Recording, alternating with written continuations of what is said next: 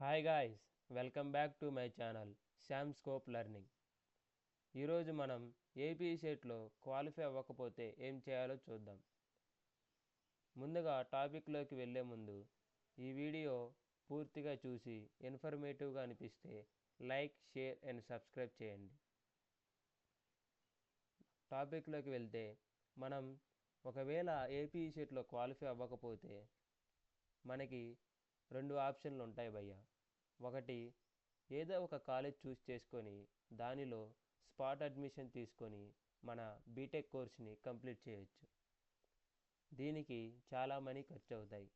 మీరు కనుక ఈ ఆప్షన్ చూస్ చేసుకున్నట్టయితే కామెంట్ బాక్స్లో మెన్షన్ చేయండి. నేను దీని గురించి మరింత ఇన్ఫర్మేటివ్గా వీడియో చేస్తా, పూర్తి వివరాలతో చెప్తాను.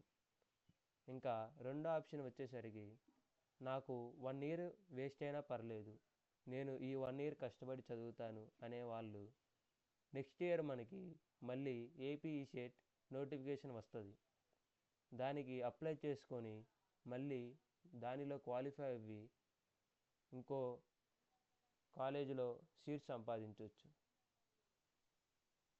సో ఇది భయ్యా ఈరోజు టాపిక్. మీరు ఈ రెండు ఆప్షన్లు ఏది చూస్ చేసుకున్నా కామెంట్ బాక్స్లో చెప్పండి. నేను పూర్తి వివరాలు ఇంకో వీడియోలో చెప్తాను. Thanks for watching.